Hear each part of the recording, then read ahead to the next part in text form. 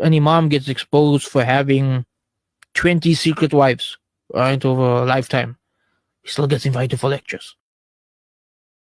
There are amongst them those who are wolves in sheep clothing. There are those amongst them who are doing this in a way that they are just doing it to become famous, and they're just doing it to become rich, and they're doing it to get access to women, right? And these ones, they need to be exposed, right? Who, not by me, but Allah will expose them. You can't do wrong things without, at some point, Allah gives people chances to make tawbah and to repent and to change their intentions. If they don't, Allah subhanahu wa ta'ala exposes them somewhere down the line.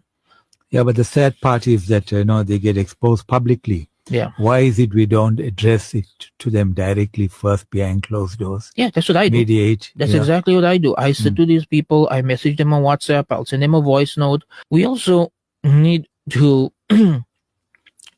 hold people accountable when they do things wrong.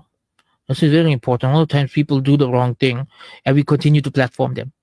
So an imam gets exposed for having 20 secret wives, right, over a lifetime.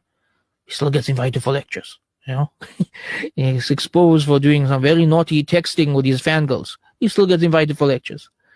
So there has to be accountability.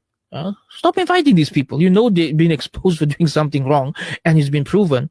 Stop inviting them. Stop listening to the lectures. Seek knowledge from those who are close to Allah subhanahu wa ta'ala, not to those who are openly listening. But then I've seen those who it has completely messed them up.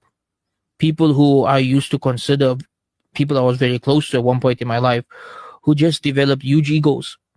They became the kind of people who are just self-amazed. There's this word in tasawwuf that we use, ujab. Ujab means self-amazement.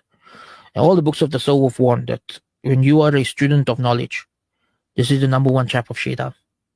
That you become amazed by yourself and your own knowledge and your own success. And I've seen people fall into this. And someone falls into this when they only talk about themselves and their own success. And it's very dangerous. And I worry that I mustn't fall into these things. I mustn't fall into riyah. I mustn't fall into ujab. I mustn't develop these spiritual ailments. I've seen it mess up I've seen it mess up their marriages. I've known people who I knew when they weren't famous, when they became famous, and they got involved with fangirls or with, secretaries, and then their marriages fell apart, and it's not good. Because they get bombarded with a lot of messages. They do. From the other sex, And if they as a young man had no attention from the opposite gender, and then suddenly at 40 you have 10,000 fangirls messaging you, your nafs is not prepared to deal with it. Right?